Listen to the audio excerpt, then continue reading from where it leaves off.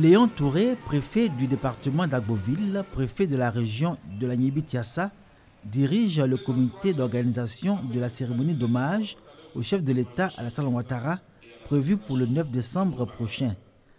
À ses côtés dans cette équipe qui travaille avec ardeur, Mbolo Martin, député, président du conseil régional, et le maire Albert Ncho. Avant la date du 9 décembre 2017 choisie et approuvée par toutes les composantes de la population, l'heure est à l'information et à la sensibilisation, en ville comme dans les villages et hameaux qui composent la grande région de la Niébi-Tiassa. Plus de 5000 personnes sont attendues à cette cérémonie qui est entrevue comme une fête et un moment de reconnaissance au président de la République, Alassane Ouattara. Reconnaissance car selon les populations qui s'accordent avec les élus locaux et autorités administratives de cette région, la Niébi-Tiassa a bénéficié de plusieurs infrastructures dans plusieurs domaines du développement. De plus, plusieurs cadres de cette région ont été promus à des postes de haute responsabilité dans l'administration ivoirienne. La Niébi-Tiassa veut faire autant, sinon mieux, que la région de Lamé, lors de cette grand-messe à la place Henri Konan Bédié d'Agboville.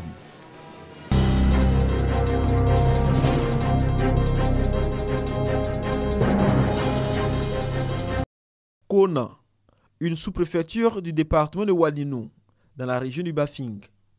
Les populations de ce village, situé à la lisière de la frontière ivoiro-guinéenne, sont heureuses. Depuis le mois de septembre dernier, leur village dispose d'un collège.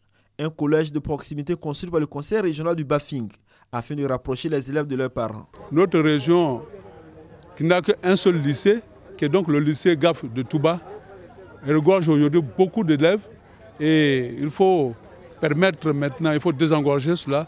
C'est la raison qui nous a poussé à construire donc 3 bâtiments de 3 classes, plus le laboratoire spécialisé. C'est pour permettre à nos enfants de ne pas parcourir plus de 5 km pour s'instruire. En fait, pour nous rapprocher, n'est-ce pas, l'école à nos populations, à nos enfants. Et faire l'école obligatoire une réalité. Ce collège qui a ouvert ses portes depuis cette rentrée scolaire 2017-2018 compte 82 élèves, un principal et 2 personnels d'administration, mais pas un seul enseignant. Le responsable du collège moderne de Kona a trouvé une alternative pour faire face à cette situation de manque d'enseignants. Je suis moi-même professeur d'histoire et géographie, donc j'ai commencé d'abord par donner des cours en histoire et géographie, en français et en EDAC. Et nous avons recruté 2 vacataires qui nous ont apporté leur soutien, leur concours en mathématiques et en physique, en SVT. Et puis bon, j'ai fait le relais à un prof d'histoire et géographie et de français. Il y a l'infirmier qui nous donne des cours également en SVT. Nous avons le secrétaire général de la mairie de Kona qui nous donne des cours en anglais. Et toutes ces personnes-là vraiment ont mis leurs connaissances au service des enfants d'ici. Le conseil municipal de Kona s'est engagé au recrutement de bénévoles pour appuyer ses fonctionnaires. La cérémonie de remise des clés du collège moderne de Kona a été l'occasion pour le président du conseil régional du Bafing, Lassina Diomandé, de rappeler les actions réalisées dans le domaine de l'éducation. Le préfet du département de Waninou a félicité le conseil régional et son président Lassina Diomandé pour leurs actions en faveur de l'école dans la région du Bafing, car dans son département, au titre du secondaire, le collège moderne de Waninou a également bénéficié de réhabilitations complètes avec la construction de 3 nouveaux bâtiments et des laboratoires. Nous ne cessons de le dire, nous invitons les populations à mettre tous les enfants à l'école.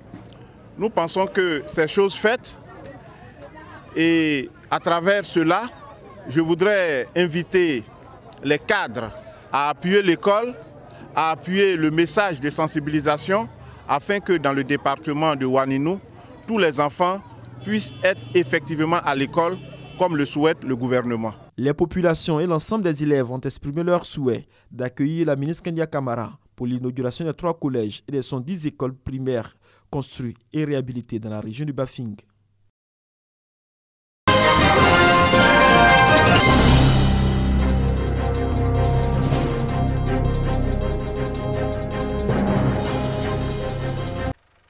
Au nom de son engagement à soutenir le développement et spécialement l'éducation dans la région du Zi, le conseil régional poursuit la construction d'infrastructures socio-éducatives et scolaires Hier, c'était dans d'autres localités, dont Essé Kokokro dans le département de Bokanda. Aujourd'hui, à Kparakro, village dans la sous-préfecture de Nofou, département de Dimbokro. Avec beaucoup de fierté, le sous-préfet Son Laurent reçoit les clés d'un logement de maître de 4 pièces avec toutes les commodités. Valeur de l'ouvrage, 12 millions de francs CFA, entièrement financé par le conseil régional d'Unzi. Le directeur de l'école primaire d'Akparakro, Guy Lopez Kwaku, a plaidé pour la construction de latrines dans son établissement. À Nofou, chef-lieu de sous-préfecture, où le conseil régional d'Unzi a aussi construit un bâtiment de 3 classes dont le coût est de 20 millions de francs CFA, le directeur de l'école, Simplice Kwadio Kwaku, a plaidé pour la construction de toilettes et la réhabilitation des logements des maîtres et du bureau du directeur.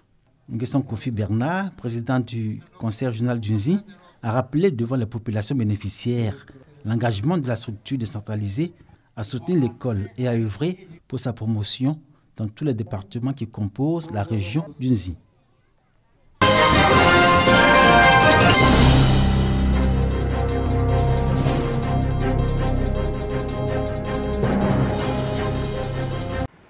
Fronan, commune de la région d'Yambol. Au cœur de Ofiaka, quartier de la commune, se dresse un hôpital traditionnel.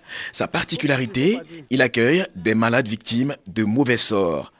Un centre de santé à l'initiative d'un fils de la localité, praticien de son état. Des fois, on s'en va faire la radio, on dit non, que c'est la chair du fouille. Quand il vient, tu trouves que c'est ça, en tout cas, on soigne. Pour lui, il existe une collaboration entre cette thérapie et la médecine moderne.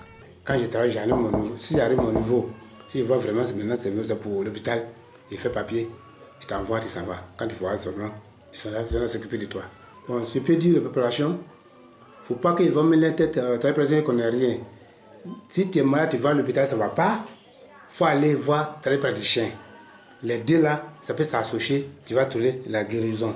Les autorités municipales encouragent cette initiative qui valorise la tradition. La médecine traditionnelle et la médecine moderne doivent travailler de concert pour pouvoir soigner les gens.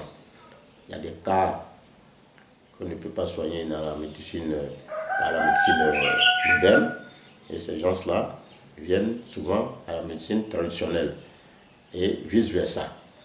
Donc je crois qu'il doit y avoir une bonne collaboration entre les deux.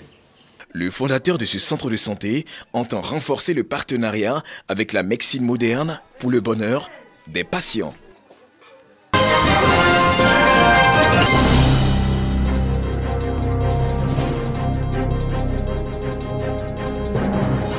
Une nouvelle vie commence pour ces 25 exporteuses de fistules obstétricales. Après leur guérison complète, elles reçoivent des kits d'activités génératrices de revenus AGR pour leur réinsertion socio-économique. Une réception qui intervient à la suite d'une formation en gestion d'AGR. Grâce à IBF, aujourd'hui, je suis très heureux et puis je suis guéri. La fistule, j'ai fait 7 ans dedans. Au fait, je suis très contente. Tout à l'heure, mais je pleurais les larmes de joie parce qu'enfin, je vais m'occuper de moi-même et je ne vais pas dépendre des autres. Grâce à IBF, on m'a soigné et si guéri, je les remercie. Une action de l'association ivoirienne pour le bien-être familial AIPF avec le soutien de l'UNFPA et de l'agence coréenne de coopération internationale KOICA. C'est un programme qui consiste à renforcer la prévention et la prise en charge de la fistule obstétricale à partir de la mobilisation communautaire, le repérage des cas, la réinsertion sociale, la formation et la sensibilisation. Une sensibilisation nécessaire pour informer sur la prévention et la guérison des fistules obstétricales. On peut éviter les fistules obstétricales entre autres en faisant des consultations prénatales, en espaçant les naissances d'au moins 2 ans et surtout que l'on peut guérir des fistules si l'on accepte de se faire prendre en charge par les spécialistes. Les fistules obstétricales demeurent un problème de santé publique majeur en Côte d'Ivoire. 1000 nouveaux cas sont détectés chaque année. L'Organisation mondiale de la santé, OMS, prévoit aider l'État. Nous allons appuyer le ministère de la Santé à ce que ces actions soient intégrées dans la prise en charge de routine même des patientes. Pour arriver à une étape où tous ces services qui est en trait à la réparation des fistules soit intégrée dans les structures de gynéco-obstétrique dans toute la Côte d'Ivoire. En attendant cela, les femmes atteintes de cette pathologie se contentent des campagnes organisées périodiquement dans 8 localités du pays.